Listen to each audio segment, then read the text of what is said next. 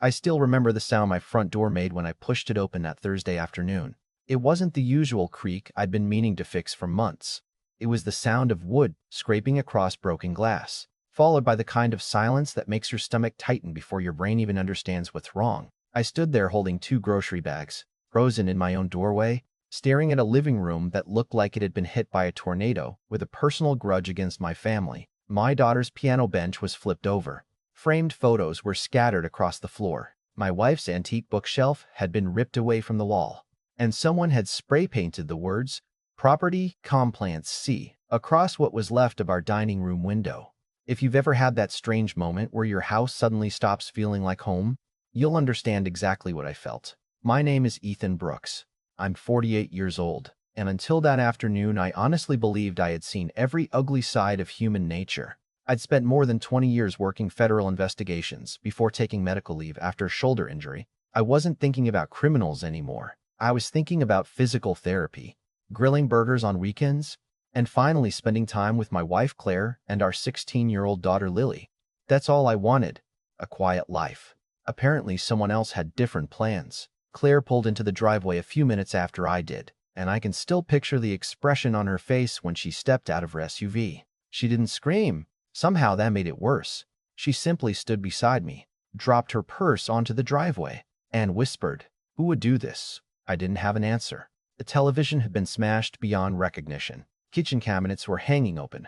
Every drawer in the house had been emptied, as if someone had been searching for hidden cash. Yet nothing valuable had actually been stolen. My watch collection was untouched. Claire's jewelry was still upstairs. Even the emergency cash we kept inside an old cookie tin was sitting exactly where we'd left it. Whoever came into our home wasn't there to rob us. They wanted to send a message. Sitting on the kitchen counter was a bright orange envelope with our address typed neatly across the front. Inside was a notice from something calling itself Community Residential Compliance Services. According to the letter, our property had accumulated multiple violations over the previous 6 months. Dead landscaping, unauthorized exterior modifications, failure to maintain neighborhood standards, immediate corrective action required, balance due, $8,400.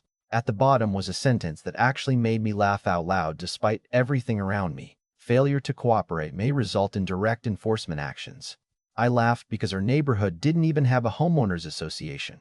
We'd specifically bought this house 8 years earlier because we wanted to avoid one. No HOA, no monthly dues, no committees telling us what color our mailbox should be. That had been one of the biggest selling points. Claire looked at me and said, "This has to be some kind of mistake." I wanted to believe that. I really did. I called the phone number printed on the notice while standing in the middle of my destroyed living room. A man answered after 2 rings with the confidence of someone who'd had this conversation many times before. Community Compliance Office. His voice was calm, almost bored. I introduced myself and explained that my home had just been vandalized. There was a pause. Then he said, "Mr. Brooks, our enforcement team documented your violations this morning. You were given every opportunity to comply." I stared at the broken furniture around me and asked, "Are you telling me your people did this?" Another pause, then a quiet chuckle. "Let's just say homeowners who ignore the rules usually learn an expensive lesson." My grip tightened around the phone. "There are no rules. There is no HOA here." His tone immediately changed. Cold, sharp, condescending. "You should be careful making assumptions, Mr. Brooks. Around here, we're the authority." Before I could answer, the line went dead. I stood there looking at my reflection in the cracked television screen, replaying those words over and over. Around here, we're the authority. Most people probably would have called their insurance company first. Some would have hired an attorney. A few might have paid the invoice out of fear. But something about that sentence bothered me more than the damage itself. Real authority never has to announce itself. People pretending to have authority almost always do. That night, after Claire and Lily finally went to stay with Claire's sister, I sat alone on my back porch with a cup of coffee that had long since gone cold. The neighborhood was quiet. Porch lights glowed across the street. Kids rode bicycles without any idea that someone had just crossed a line that couldn't be uncrossed. I opened an old contacts list on my phone, scrolled past names I hadn't called in months, and stopped on one number, then another. Both belonged to people I trusted with my life. I wasn't asking for favors. I wasn't asking anyone to bend the rules. I only wanted one thing.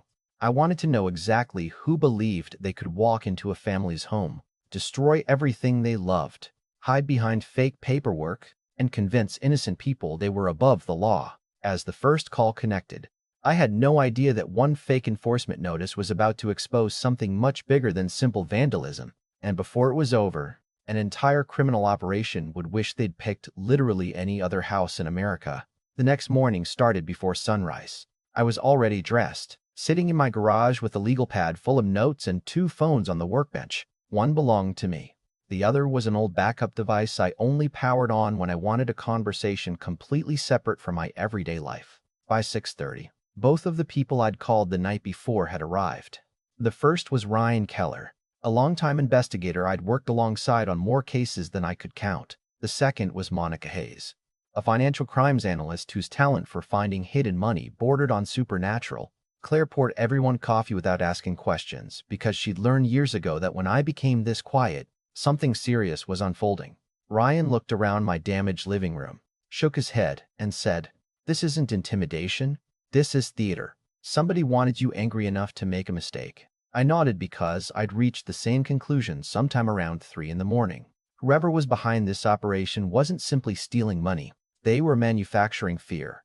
If homeowners believed an organization had unlimited authority, they'd write a check before asking questions. Monica spread the notice across the dining table and studied every line with a magnifying glass she pulled from her bag. After about 5 minutes, she smiled. "Found our first lie." She pointed to a registration number printed beneath the company logo. "This format doesn't even match state business records." 10 minutes later, she'd confirmed something even stranger. Community Residential Compliance Services didn't legally exist. The mailing address belonged to an empty office suite that had changed tenants 3 times in 2 years. The phone number bounced through multiple internet-based routing services before ending somewhere outside the county. Whoever built this operation understood just enough about paperwork to fool ordinary people, but not enough to fool professionals. By lunchtime, Ryan had quietly contacted a detective he trusted in the county sheriff's office. The detective didn't recognize the company name, but he immediately recognized the tactic. Over the previous year, several homeowners had reported mysterious compliance notices demanding immediate payment. Most victims paid between $3,000 and $10,000 because they assumed they had somehow missed official mail. None of them wanted public conflict with neighbors, so very few reported the incidents afterward. Shame can be a criminal's best business partner. We spent the next several days visiting those families one by one. An elderly widower named Harold invited us inside and apologized before he even sat down. "I figured I must have broken some rule," he admitted quietly. "My wife handled all that paperwork before she passed." He paid almost $6,000 from his retirement savings. A young couple with newborn twins had borrowed money from relatives because they were told a lien would be placed on their property if they refused. Another woman admitted she'd sold her late father's pickup truck to cover what she believed were mandatory neighborhood enforcement fees. Every conversation left me angrier than the last. Not because of the money, but because every victim blamed themselves. That's exactly how scams survive. They convince good people that asking questions somehow makes them the problem. One afternoon, Monica called me sounding unusually excited. "Ethan, I think I found the money." She traced dozens of electronic payments through shell accounts until they converged inside a small property management company registered under another name. The owner listed on the paperwork was a retired mechanic living 2 states away who'd never heard of the business. His identity had been stolen years earlier. Behind that company sat another, then another. Eventually, one name appeared repeatedly across vehicle leases, utility bills, storage rentals, and commercial insurance policies. Daniel Mercer, 43 years old, prior arrests for fraud, forgery, and organized retail theft, but never enough evidence to connect him to larger operations. He'd spent years staying one step ahead of investigators by constantly changing business names while keeping the same trusted crew around him. Ryan leaned back in his chair after reading the file. "This guy doesn't think like a burglar." "No," I answered. "He thinks like a CEO." That observation changed everything. We stopped looking for isolated crimes and started treating the organization like an actual business enterprise. Suddenly, patterns appeared everywhere. They targeted neighborhoods without HOAs because residents assumed someone else had quietly created one. They preferred homeowners over 50 because many still trusted official-looking paperwork. They intentionally caused property damage in selected cases, not because it generated income, But because fear spread faster than advertisements, one destroyed house could convince 20 neighbors to pay immediately. It was marketing disguised as enforcement. We handed everything we'd gathered to the local task force, but instead of rushing toward arrests, they asked for patience. If Mercer really operated this way, arresting one crew today would only allow another crew to disappear tomorrow. We needed the entire network. Waiting became the hardest part. Every instinct I had wanted to knock on Mercer's front door and ask him one simple question. Why my family? Why my daughter? But experience had taught me something years earlier. Anger solves today's problem. Evidence solves tomorrow's. So we waited, quietly, methodically. Ryan installed surveillance near several addresses connected to the shell companies. Monica followed the money every single evening. I visited victims, collected statements, photographed damage, and built timelines. Claire became my anchor through all of it. One night, she found me staring at Lily's repaired piano bench sitting in the garage, still waiting for replacement parts. She rested her hand on my shoulder and said, "Promise me something." I looked up. "Don't let this change who you are." I smiled, although it felt forced.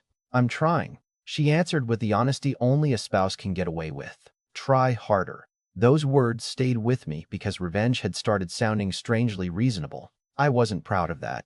Every time another frightened homeowner told me how much money they'd lost, I imagined Mercer laughing somewhere inside an expensive office bought with other people's savings. Then, almost 3 weeks after my house was destroyed, everything changed. Ryan called while I was mowing the lawn. His voice was calm, but I recognized the excitement underneath it. "We've got movement." One of Mercer's employees had just delivered fresh compliance packets to another neighborhood. Instead of demanding immediate intervention, the task force let them finish.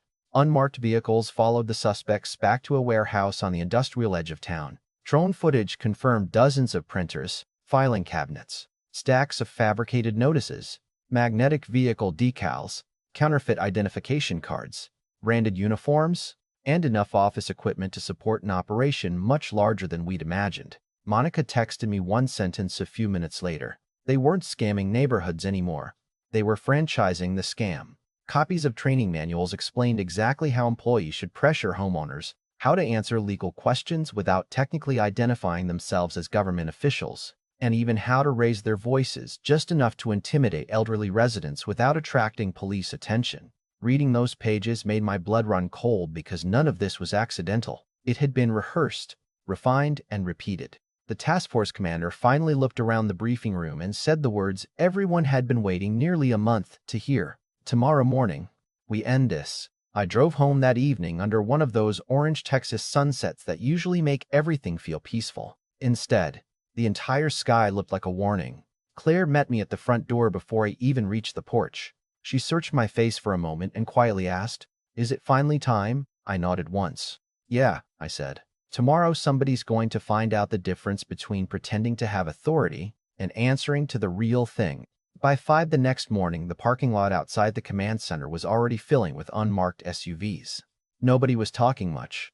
They didn't need to. Every person standing there had spent weeks watching innocent families get manipulated by people who wore confidence like a uniform and intimidation like a business model. The operation began just after sunrise. Teams moved toward the warehouse from 3 directions while another group headed for Mercer's office across town. I wasn't part of the entry team anymore, but I stood in the mobile command vehicle, watching live camera feeds as everything unfolded exactly the way it had been planned. The front door opened before anyone had to force it. Inside, employees froze in front of printers that were still producing fake compliance notices. Boxes of counterfeit identification cards lined entire shelves. Filing cabinets were packed with homeowner files, payment histories, photographs of properties, and handwritten notes ranking neighborhoods by how likely residents were to pay without asking questions. One investigator quietly muttered, "They turned fear into a production line." Mercer was arrested less than 20 minutes later while walking into his office carrying a coffee like it was any other Tuesday morning. The look on his face wasn't anger. It was disbelief. For the first time since this all started, nobody listened to his excuses.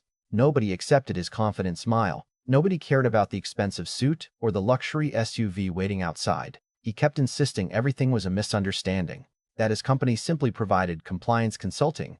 But every sentence fell apart as agents carried box after box of evidence past him. When he finally noticed me standing across the parking lot, Our eyes met for a long second. He recognized me immediately. "You," he said with a bitter laugh. "All this? Because of one house?" I walked over just close enough for him to hear me without raising my voice. "No," I answered. "Because you thought every family would stay scared forever." He didn't say another word. Over the following months, the investigation uncovered far more victims than any of us expected. Families from multiple counties came forward after seeing the arrests on the news. Financial records showed hundreds of fraudulent payments spread across several years. Nearly every dollar that can be recovered was seized and directed toward restitution. Claire's antique bookshelf was restored by a local craftsman who refused to charge us his full rate after hearing what had happened. Lily picked out a new piano bench herself, joking that at least this one didn't squeak every time she practiced. Little by little, our house started feeling like home again, not because everything had been replaced, but because the fear had finally left with the people who created it. A few months later, our neighborhood gathered for a community meeting in the park. Instead of arguing about rules or property lines, people talked about looking out for one another, verifying information before believing threatening letters, and checking on elderly neighbors who might be targeted next. Someone joked that the biggest improvement to the neighborhood wasn't fresh landscaping, it was common sense. Everybody laughed, including me. Looking back now, I don't think the most important lesson was about fraud or fake authority.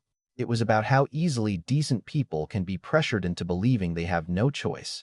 The moment we stop asking questions, someone else is always willing to provide the answers that benefit them. Mercer built an entire business around that idea. He counted on silence, embarrassment, and fear.